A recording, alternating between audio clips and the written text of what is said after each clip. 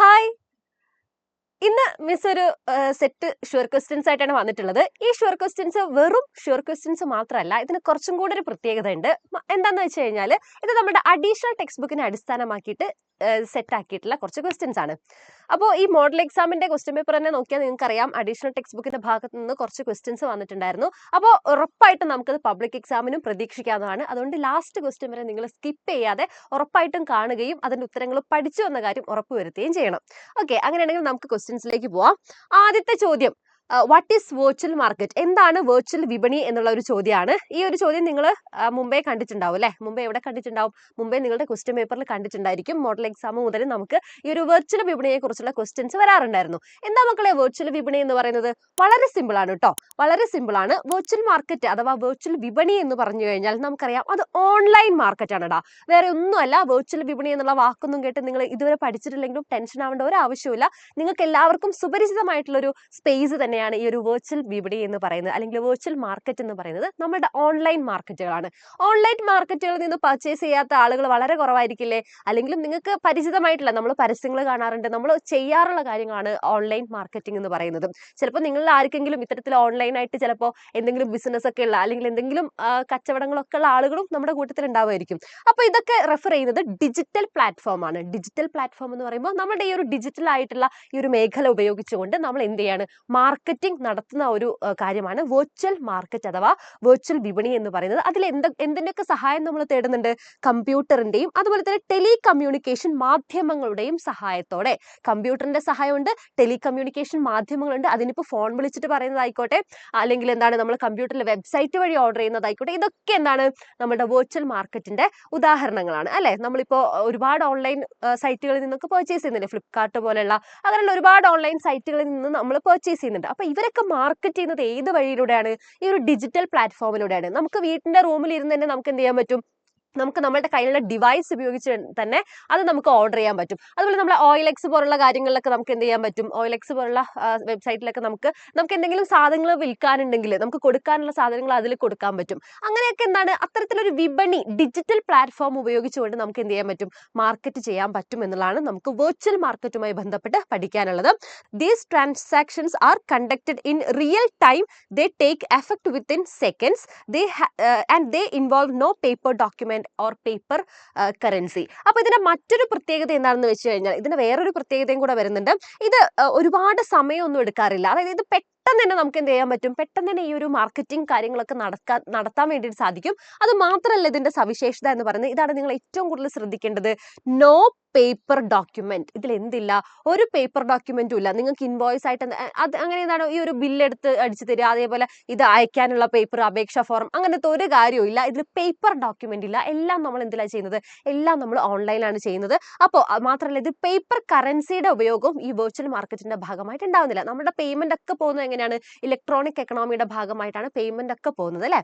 അപ്പൊ അതാണ് അതിന്റെ പ്രത്യേകത. No paper document or paper currency. Paper ഡോക്യുമെന്റോ പേപ്പർ കറൻസി ഒന്നും നമുക്ക് അവിടെ ഉണ്ടാവില്ല. അപ്പൊ ഇതാണ് ഈ ഒരു വെർച്വൽ മാർക്കറ്റിന്റെ ഭാഗമായിട്ട് നമുക്ക് പഠിക്കാനുള്ളത്. അപ്പൊ ഇത്തരത്തിൽ എന്തില്ല, ഈ ഒരു പേപ്പറിന്റെ ഉപയോഗം അല്ലെങ്കിൽ പേപ്പർ ഡോക്യുമെന്റ് ഉണ്ടായിരിക്കില്ല കേട്ടോ. പേപ്പർ ഡോക്യുമെന്റ് ഇല്ല, പേപ്പർ ഡോക്യുമെന്റ് ഇല്ല. അതാണ് ഇതിന്റെ മറ്റൊരു സവിശേഷത എന്ന് പറയുന്നത്. അപ്പൊ ഇത് വളരെ ഇമ്പോർട്ടന്റ് ആയിട്ടുള്ള ഒരു ക്വസ്റ്റ്യൻ ആണ്. ഈ വെർച്വൽ മാർക്കറ്റുമായി ബന്ധപ്പെട്ട ക്വസ്റ്റ്യൻ നിങ്ങൾ ഉറപ്പായിട്ടും റെഫർ ചെയ്ത് പോകേണ്ടതാണ് കേട്ടോ, നമ്മുടെ പബ്ലിക് എക്സാം ആകുമ്പോഴേക്കും. അതുപോലെ തന്നെ നമ്മുടെ അഡീഷണൽ ടോപ്പിക്കുമായി വന്നിട്ടുള്ള ഒരു അടുത്തൊരു ടോപ്പിക്കാണ് common sense knowledge and sociological imagination. ഈ ചോദ്യം നമുക്ക് മോഡൽ എക്സാമിന് കാണാനുണ്ടായിരുന്നു. അപ്പോൾ നമ്മുടെ അഡീഷണൽ ടെക്സ്റ്റിന്റെ ഭാഗമായിട്ട് നമ്മുടെ ഒന്നാമത്തെ ചാപ്റ്റർ ഉണ്ടല്ലോ, നമ്മുടെ ഈ ഇന്ത്യൻ സോഷ്യോളജിയുടെ ഒക്കെ ഭാഗമായിട്ട് നമ്മൾ ഈ സോഷ്യൽ മാപ്പും ജോഗ്രഫിക്കൽ മാപ്പൊക്കെ ആയിരുന്നു ആ ഒരു ചാപ്റ്ററിൽ നമ്മൾ മുമ്പേ പഠിച്ചിട്ടുണ്ടായിരുന്നത്.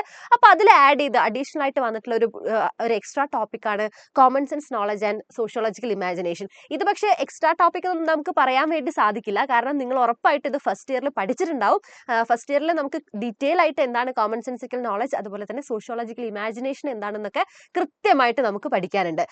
പക്ഷേ അത് +1 കൂടി അവസാനിക്കുന്നില്ല. ഇത് വീണ്ടും നിങ്ങളിലേക്ക് തന്നെ തിരിച്ചു വന്നിരിക്കുകയാണ്. സാമാന്യ ബോധജ്ഞാനവും സമൂഹശാസ്ത്ര സങ്കല്പവും തമ്മിൽ വേർതിരിച്ചെഴുതാനുള്ള ചോദ്യം നിങ്ങൾക്ക് എവിടെ പ്രതീക്ഷിക്കാം? നിങ്ങൾക്ക് പബ്ലിക് എക്സാമിന് പ്രതീക്ഷിക്കാവുന്നതാണ്.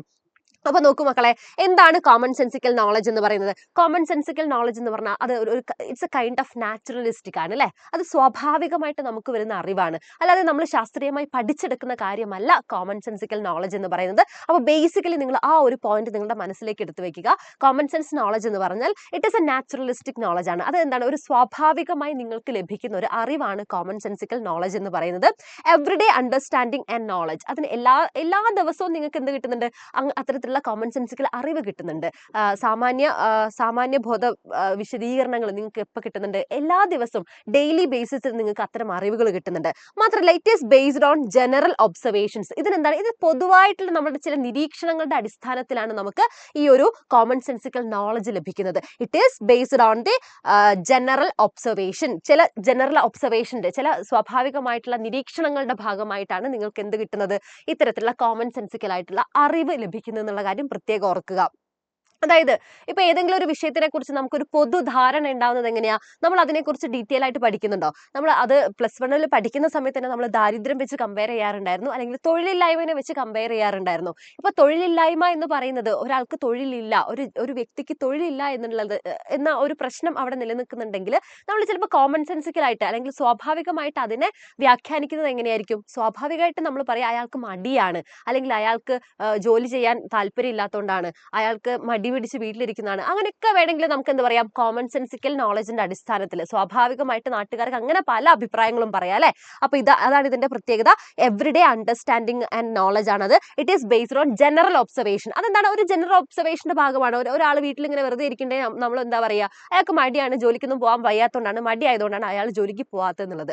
പക്ഷെ അത് നമ്മൾ സോഷ്യോളജിക്കലി നമ്മൾ അനലൈസ് ചെയ്യുകയാണെങ്കിൽ, അല്ലെങ്കിൽ കുറച്ച് ശാസ്ത്രീയമായിട്ട് നമ്മൾ അനലൈസ് ചെയ്യുകയാണെങ്കിൽ ചിലപ്പോൾ അതുകൊണ്ടായിരിക്കില്ല.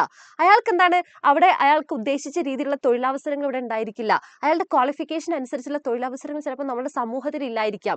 അല്ലെങ്കിൽ അവിടെ എന്താണ് പലതരത്തിലുള്ള പ്രിവിലേജുകളുള്ള ആളുകൾ എന്ത് ചെയ്യുന്നുണ്ടാവും? അത്തരം ജോലികൾ നേടിയെടുക്കുന്നുണ്ടാവും. അപ്പൊ ഇതൊക്കെ എന്താണ്? ഇതൊക്കെ സമൂഹം നേരിടുന്ന ഒരു പ്രശ്നമാണ്. നമ്മൾ ശാസ്ത്രീയമായിട്ട് അതിനെക്കുറിച്ചൊന്നും മനസ്സിലാക്കാതെ നമ്മളൊരു ജനറൽ ഒബ്സർവേഷനിൽ പറയുന്നതാണ് നമ്മുടെ എന്തെന്ന് പറയുന്നത്?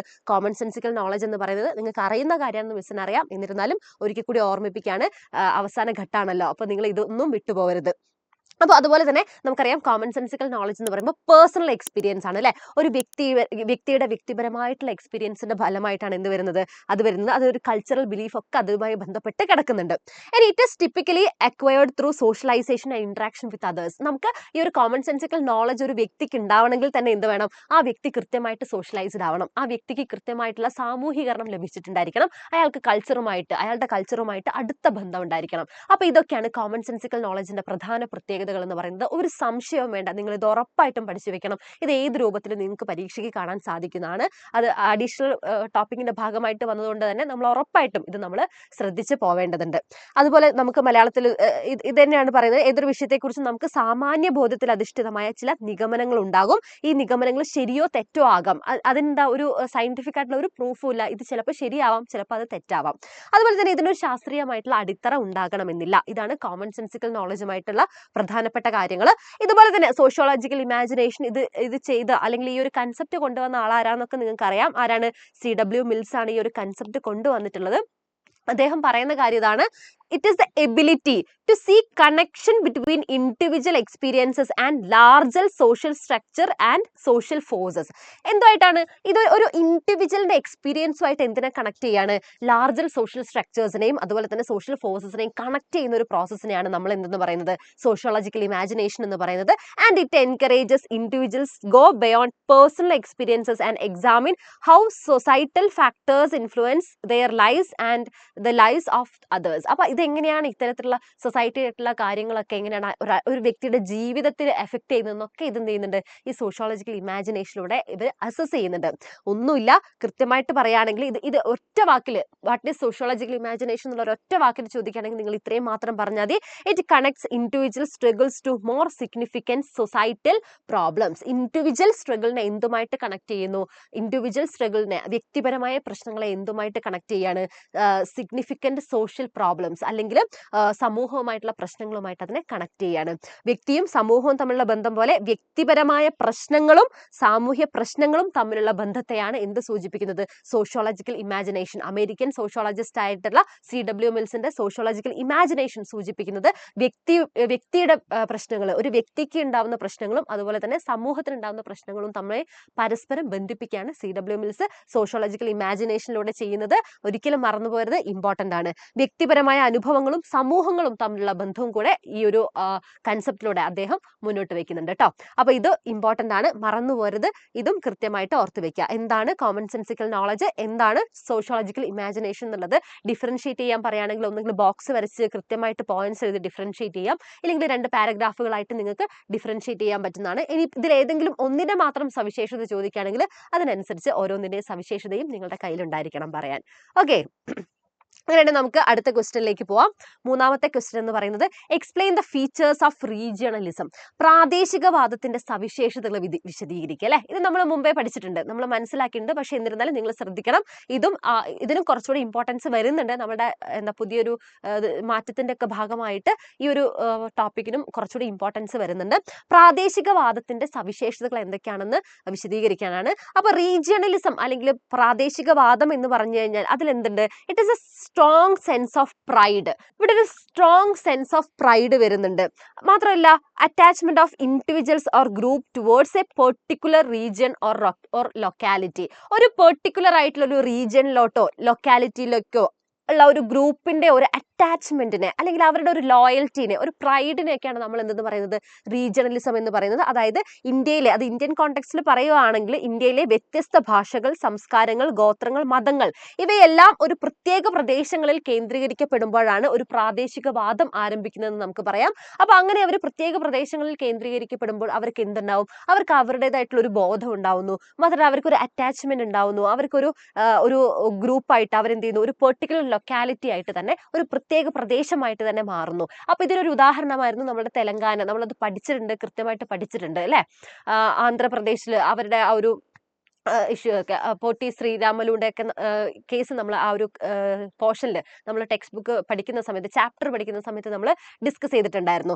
ഓക്കെ, അപ്പോൾ ഇന്ത്യൻ സ്റ്റേറ്റ്സിൽ Tamil Nadu, Andhra Pradesh, West Bengal have experienced regionalist movement advocating for more regional autonomy and recognition of distinct identities. അപ്പോൾ തമിഴ്നാട്ടിലായിക്കോട്ടെ, ആന്ധ്രാപ്രദേശിലായിക്കോട്ടെ, വെസ്റ്റ് ബംഗാളിലായിക്കോട്ടെ, ഇവിടെയൊക്കെ ഇത്തരത്തിൽ പ്രാദേശികവാദത്തിന്റെ മൂവ്മെന്റുകൾ നടന്നിട്ടുണ്ട്. നമുക്കറിയാം, തെലുങ്ക് ഭാഷ സംസാരിക്കുന്ന ആളുകൾക്ക് വേണ്ടിയിട്ട് ഒരു പ്രത്യേക സംസ്ഥാനം വേണം എന്നുള്ള രീതിയിൽ ഒരു പ്രാദേശികവാദം വളർന്നിട്ടുണ്ടായിരുന്നു. ഭാഷയുടെ അടിസ്ഥാനത്തിൽ വേണം എന്നുള്ളത് നമ്മൾ ഈ ലാംഗ്വേജിന്റെ ബേസിൽ നമ്മൾ ഡിവൈഡ് ചെയ്യുന്ന ഭാഗത്ത് നമ്മൾ പഠിച്ചിട്ടുണ്ട്. അപ്പൊ ഇത്തരത്തിൽ പ്രത്യേക സവിശേഷതയുടെ പേരിൽ ഒരു പ്രദേശത്തിന് സെപ്പറേറ്റ് ചെയ്ത് പോകണം, അല്ലെങ്കിൽ ഒരു പ്രദേശം ഒരു നിശ്ചിത സ്ഥലത്ത് നിശ്ചിത സവിശേഷതകളുടെ അടിസ്ഥാനത്തിൽ കേന്ദ്രീകരിക്കപ്പെടുമ്പോഴാണ് അവിടെ എന്ത് വരുന്നത്? അവിടെ പ്രാദേശികവാദം വരുന്നത്. ജസ്റ്റ് ഇതൊന്ന് ഓർത്തു വെക്കാം കേട്ടോ. അടുത്ത ക്വസ്റ്റ്യൻ വന്നിട്ട് write any 4 core values of Indian constitution. നമ്മുടെ the story of Indian democracy എന്നുള്ള പാഠഭാഗത്ത് കുറച്ചുകൂടെ നമ്മൾ ആ ഒരു പാഠഭാഗത്ത് മറ്റു കുറേ കാര്യങ്ങൾ ഡിസ്കസ് ചെയ്യുന്നുണ്ട്. എസ്എ ടോപ്പിക്സ് ഒക്കെ നമ്മൾ അവിടെ നിന്ന് ഡിസ്കസ് ചെയ്യുന്നുണ്ട്.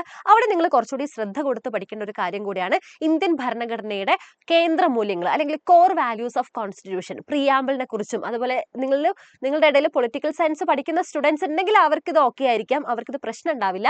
ഇനി പൊളിറ്റിക്കൽ സയൻസ് പഠിക്കാത്ത ആരെങ്കിലും ഒക്കെ ഉണ്ടെങ്കിൽ അതിൽ നിങ്ങൾ ഈ ഒരു ടോപ്പിക്കും കൂടെ എന്ത് ചെയ്യണം? ശ്രദ്ധ കൊടുക്കേണ്ടതുണ്ട്. ഇന്ത്യൻ ഭരണഘടനയുടെ കേന്ദ്ര മൂല്യങ്ങൾ, കോർ വാല്യൂസ് ഏതൊക്കെയാണെന്നുള്ളത് ഒന്ന് നോട്ട് ചെയ്ത് വെക്കുന്നത് നല്ലതാണ്. ഇത് ജസ്റ്റ് പേരുകളായിട്ടോ അല്ലെങ്കിൽ ജസ്റ്റ് ഇതിന്റെ സവിശേഷതകൾ കൂടെ പഠിച്ചു വെക്കുന്നത് നല്ലതാണ്. ഇതും ചിലപ്പോൾ നമുക്ക് പരീക്ഷാ പേപ്പറിൽ കാണാൻ സാധ്യതയുണ്ട്.